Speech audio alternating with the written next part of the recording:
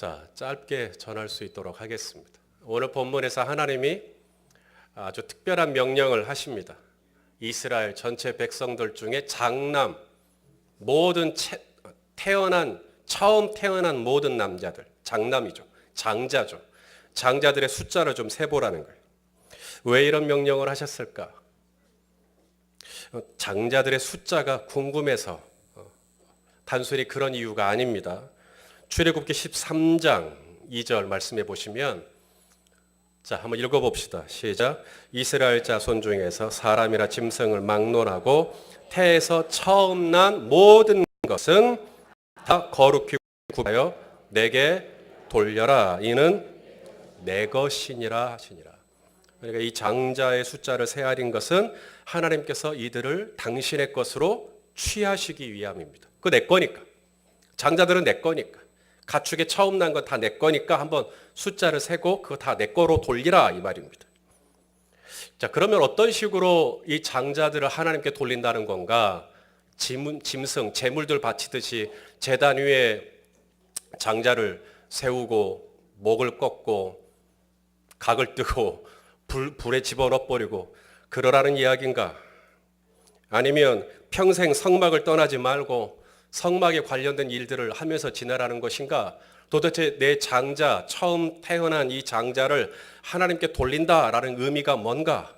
자, 오늘 그 말씀을 하십니다. 장자 수를 세알이고 장자를 4개로 돌려야 되는데 이 장자, 처음 태어난 것을 하나님께 돌리는 방법 2가지. 첫째, 레위인입니다. 레위인.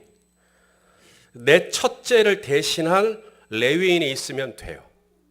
내 장자를 대신할 레위인이 있으면 되는 것입니다. 그러면 그 레위인이 평생 내 장자를 대신하여 하나님의 성막에 머물면서 하나님을 섬기면서 그렇게 사는 거죠. 하나님의 것으로서. 그렇게 사는 겁니다. 오늘 본문 41절, 자, 한번 읽어보겠습니다. 시작. 나는 여호와라. 이스라엘 자손 중 모든 처음 태어난 자 대신에 레위인을 내게 돌리고 또 이스라엘 자손의 가축 중 모든 처음 태어난 것 대신에 레위인의 가축을 내게 돌리라.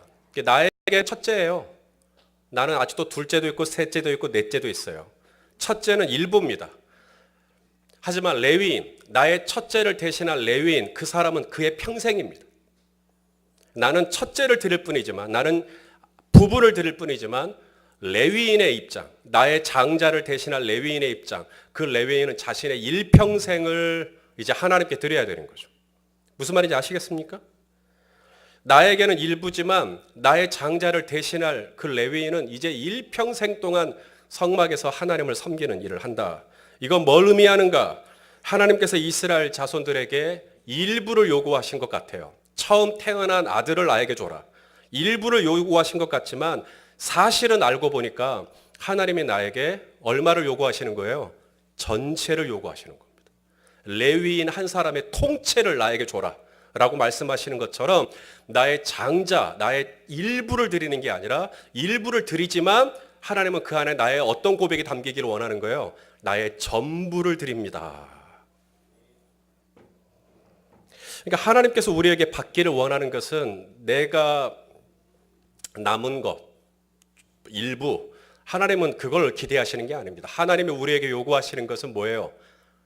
나의 전부. 마태복음 22장의 율법사가 예수님께 질문합니다. 율법 중에 가장 큰 계명이 뭡니까? 그때 예수님이 이런 말씀을 하셨습니다. 예수께서 이르시되 네 마음을 다 하고 그 다음에 네 목숨을 다 하고 뜻을 다, 일부가 아니란 말이에요. 마음을 다 해서 뜻도 다 해서 목숨도 다 해서 힘도 다 해서 일부가 아닙니다. 장자, 처음 태어난 것, 일부 이게 아니라 다 줘라 나한테. 나한테 다 줘라. 그 의미가 뭐냐면 레위인 한 사람은 평생 나를 섬겨야 돼. 그것으로 보여주는 거예요. 아, 하나님이 나에게 요구하는 건 전부구나. 우리가 11조를 드려요. 10의 1을 하나님께 구별하여 드립니다.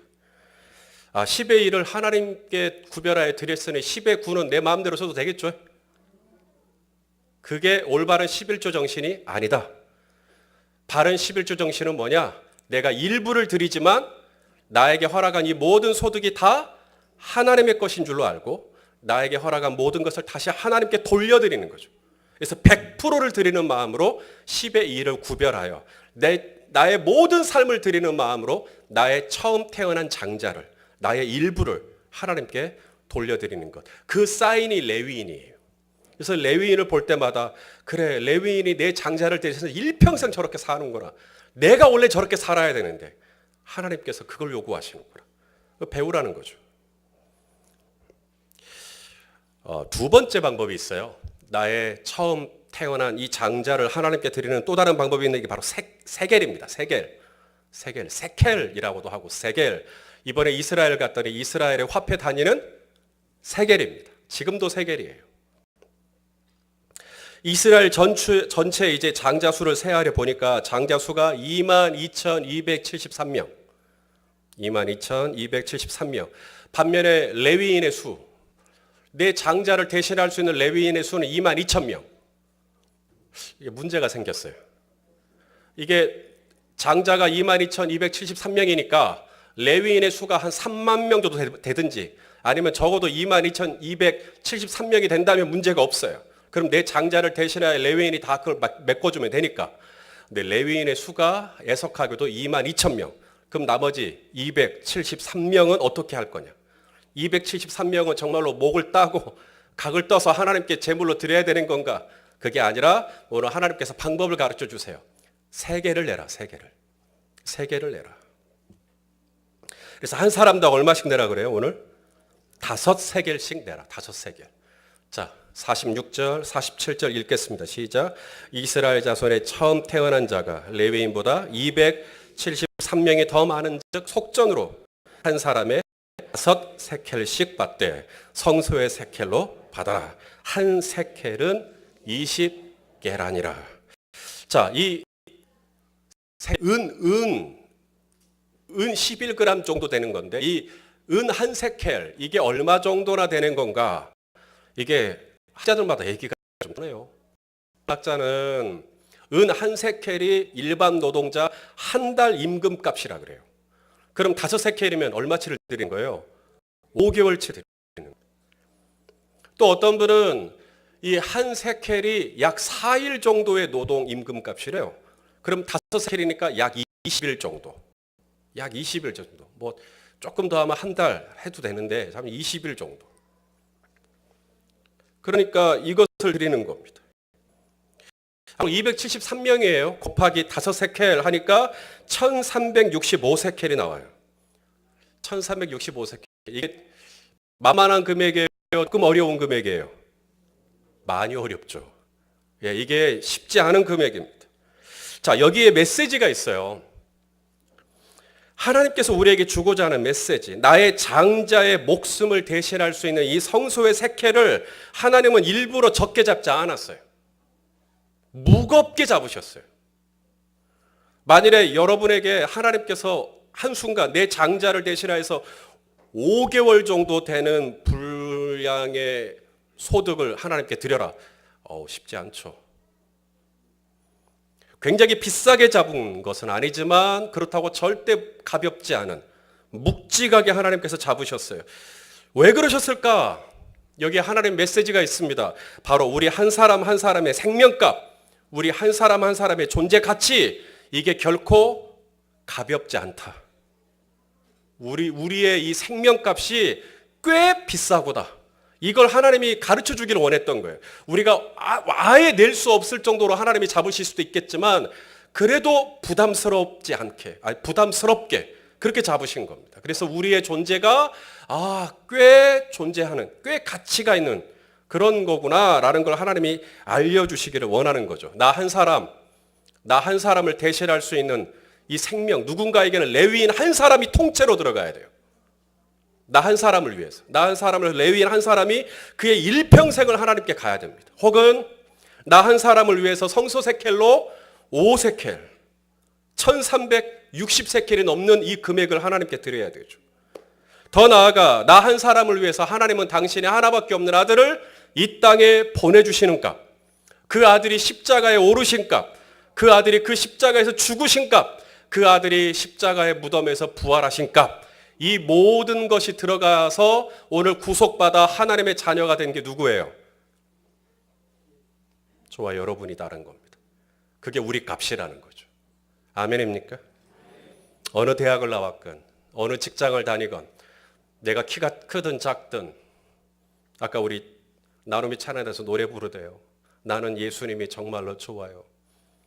우리 아빠보다 머리숱도 많고요. 우리 형보다 키가 크고요. 우리 엄마보다 더 날씬하고요. 우리 누나보다 눈도 커요. 제가 가서 잘 들은 거 맞죠? 머리숱 순간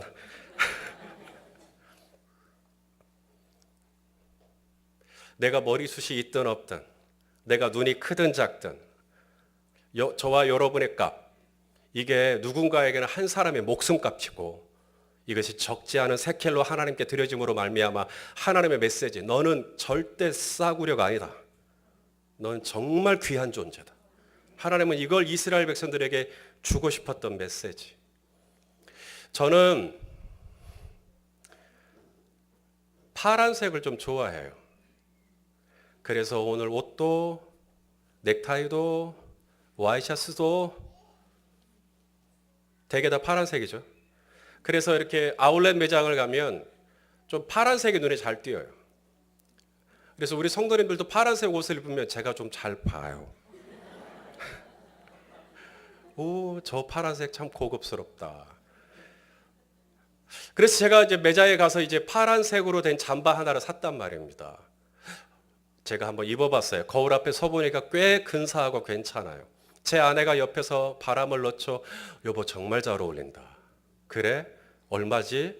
택을 한번 봤어요. 가격표로 봤더니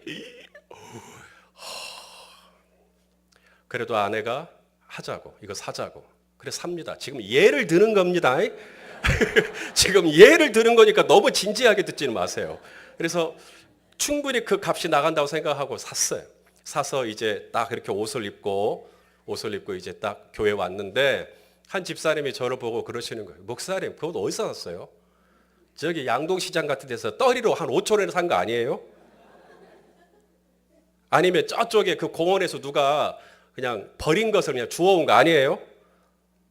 라고 한다면 나는 충분히 그 값을 지불할 만한 가치가 있다고 판단하여서 이렇게 입었는데 누군가에게는 그것이 싸구려 같이 보이고 가치 없게 보이고 형편없게 보이고, 우리 예수님은 저와 여러분을 보실 때 당신이 인간이 되실 만하고, 당신이 십자가에 오르실 만하고, 당신이 깨뜨림을 받아 죽을 만하고, 당신이 부활할 만하고, 그만한 가치가 있어서 저와 여러분을 위하여 이 땅에 오셔서 죽으셨단 말이에요.